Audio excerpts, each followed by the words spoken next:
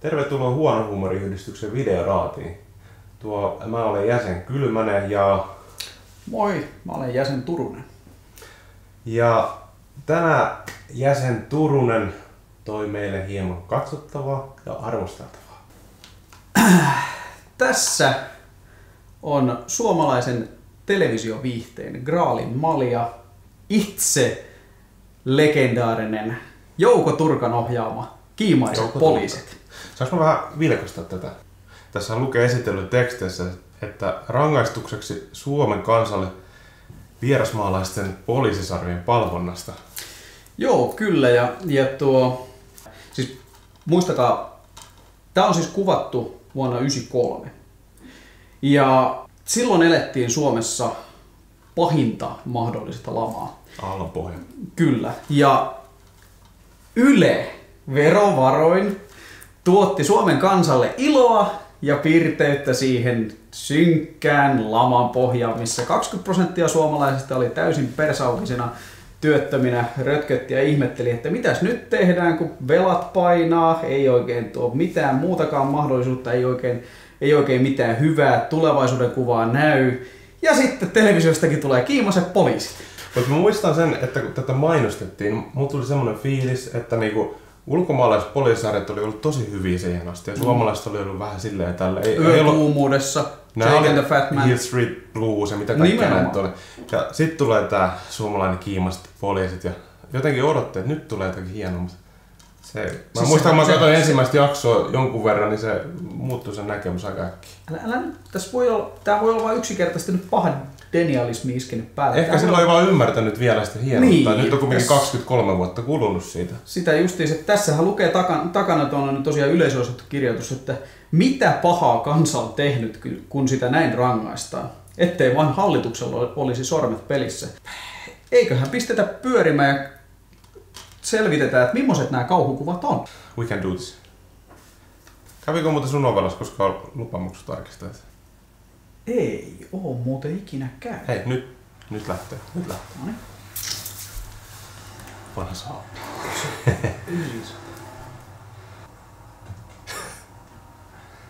Vittu.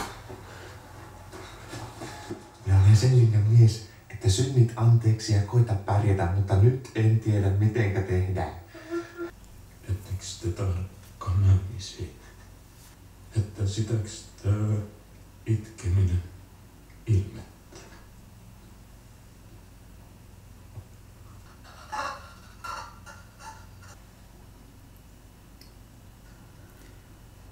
Mä sanoin ihan rehellisesti tähän näin semmoisen asian, että Tämä piti olla selvä juttu. Asunnot on ja kaikki on hyväksytty. ei mua hirveen helpolla hiljaiseksi saa.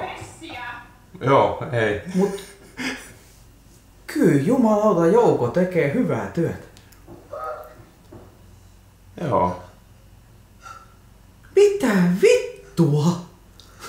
Olisiko tämä jonkinlainen niinku analogia Suomen yhteiskunnassa hetkisen tilaan? Voisiko olla niinku se aallonpohja? Aallonpohja? Ei. Et sä lähde tähän mukaan ollenkaan? Ei. Mä väitän vaan, että niin Joukolla on piri ollut loppu ja sitten on tullut jotain tämmöstä. Mietipä sitä keskiverto suomalaista vuonna 1993, kun tätä on mainostettu tätä sarjaa. Hän oli suuret odotukset, hän katsoo tätä. Mieti häntä nyt, kun hän on tässä kohtaa ekassa jaksossa. Niin siis justi se, että tässä kohtaa se tajuu, että niin että tosiaan mun lauantai-illan, tää tuli lauantaina. Niin paras katsomisaika. Hänellä on se työviikon jälkeen niin se rentoutumispäivä ja sit sieltä tulee tämmöstä. Mut laitettiin sulle pariksi. Mä olen hessu.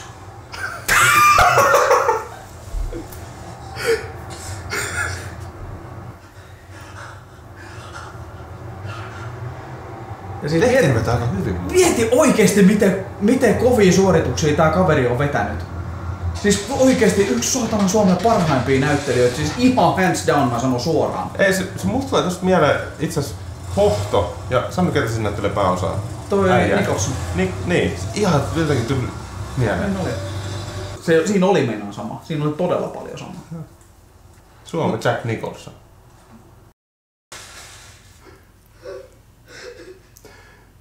Tässä on oma viehätyksessä tässä. Nyt tässä on muuten aika paljon itse asiassa.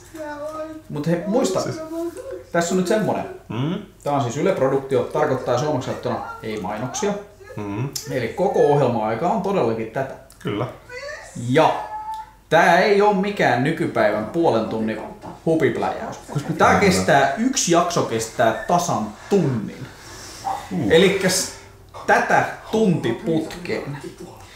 Niin mä väitän, että siinä 42 minuutin kohdalla alkaa pikkuhiljaa tulemaan semmonen, että onko tässä tiiviitä rajauksia niinku kauniissa rohkeissa ihan selvästi haettu sieltä maalutiaksi?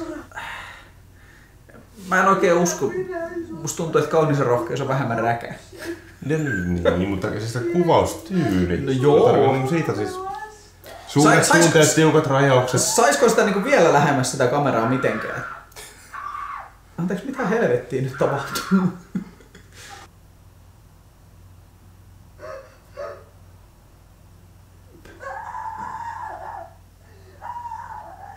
Olis tässä nyt juonessa jonkinlainen aukko? Mut yksi täytyy, sanotaan mitä tahansa, niin Turkan opetuslapsista voi puhua kai näin. Joo, mut siis, jos verrataan ihan mihin, jos puhutaan nyt niinku tämmöisistä mainstream-elokuvista, niin kuin naurettavalta näyttää tää helvettiä nyt taas. Jatka vaan. Joo, niin kun tulee tämmösiä ääritunteita, on ne sitten niinku raivohulluina tai humalaisina. Siis Turkka on ollut mestari ollut kouluttamaan näyttelijöillä, miten esitetään ääritunteita. Siirrytään siihen 3. jaksoon. Katos mitä. Tää on aika jäätävää.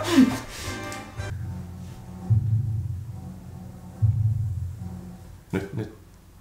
Tää pitää nauttia. Mä en välttämättä ehkä yhdy tohon termiin, mutta sä et vaan ymmärrä.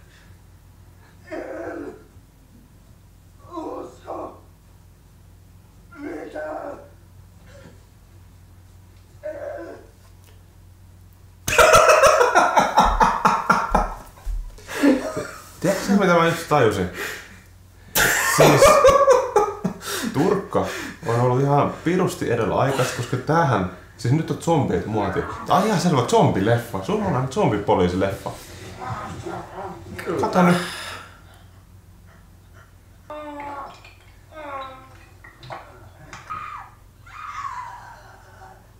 Takaisin agenda. Mitä mä missasin? Merja Larivaara hiuksia suittia. Okei. Selvä. Onko se joku nukutusnuoli vai? Se ampuu sijaraimellossa.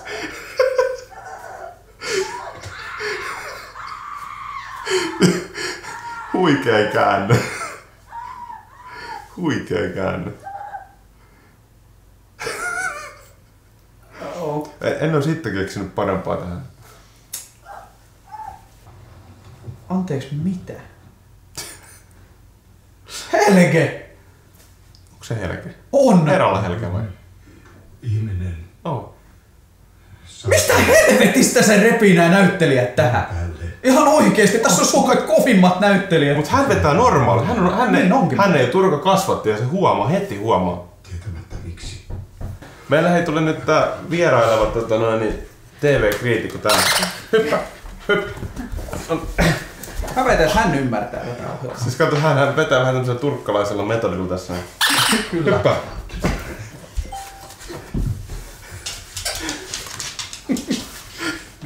No mut ehkä me on hyvä tähän kohtaan lopettaa. Tää oli ehkä hyvä lopettaa. Eli otetaan tiivistelmä. Joo. Jouko Turkka on ihan oikeesti nimenomaan kasvattanut Suomen parhaat näyttelijät. Ne pystyy ilmaisemaan ääritunteita paremmin kuin kukaan muu. Niin toihan on loputon komedian lähde. Mutta Se on tosiaankin tunnin jaksoja.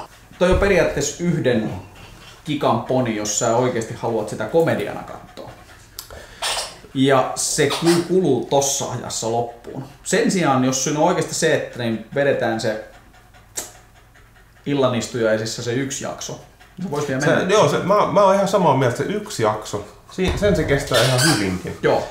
Kuvaavaa tuosta koko paketista on se, että niin siis vaikka sitä niin yrittäisi seurata, niin Ylen sivuilta löytyy juonitiivistelmä, joka selostaa alusta loppuun saakka, että mitä siinä ihan oikeasti niin kuin tapahtuu. Ja mitä siinä niin kuuluisi niin kuin ymmärtää tapahtuvan. Joo. Ja mun mielestä se on niin kuin lähtökohtaisesti niin kuin ihan mielenkiintoinen, että niin sä periaatteessa tarvitset niin kuin läpipeluohjeet siihen, että sä katsot televisiosarjan. Tavallaan ihan yleisivistyksenkin vuoksi niin vähintään se 1 jakso pitäisi katsoa. Koko 5 jaksoa, niin se vaatii sitten jo jonkinlaista harrastuneisuutta ja siis lomapäivää. Mä voin vannoa ja mä uskon, että siellä on se syvä nyanssi jossakin sisällä, mihin me ollaan yksinkertaisesti vaan ihan liian tyhmiä. Me ei olla tarpeeksi turkkia, että me ymmärrettäisiin sitä. Mutta mä väitän, että siellä meidän katsojien joukossa varmasti on tarpeeksi sivistyneitä ihmisiä, jotka ymmärtää tästä ja naureskelee nyt meillä, että on vitu idiotit, että on ajatellut nyt totakaan tajunnut, kun siinä oli tammanen juttu. Ei tajuttu, ei todellakaan. Sen verran vielä, jos antaa 1-5 tähteä, niin pystyisikö sä antaa tämän jonkun määrän tähteä? Ehdottomasti 5. 5. Joo. Siis jos katsoo 1 jakso kerrallaan ja pitää vuoden tauon. Kyllä mäkin annan tämän 5, ihan niinku kirkkaasti. Mutta tietysti sitä on vaikea tätä mitta-asteikkoa mihinkään muuhun niinku soveltaa tätä samaa 5 asteikkoa, mutta omassa lajissaan tää on ehdoton kärkiteos. Ei kyllä, pääs mihinkään. Kyllä. Katsotaan sitten, kun me saadaan se 7 veljestä katsoa. Joo, eli nyt on niinku tavallaan taso asetettu 7 veljestä ajatellen. Ei mitään, tässä oli varmaan videoraati täältä erää. Kyllä, minä kiitän. Jäsen Kylmänen kiittää. Jäsen Turunen kiittää. Yes. Ei muuta kuin seuraavalla kertaa.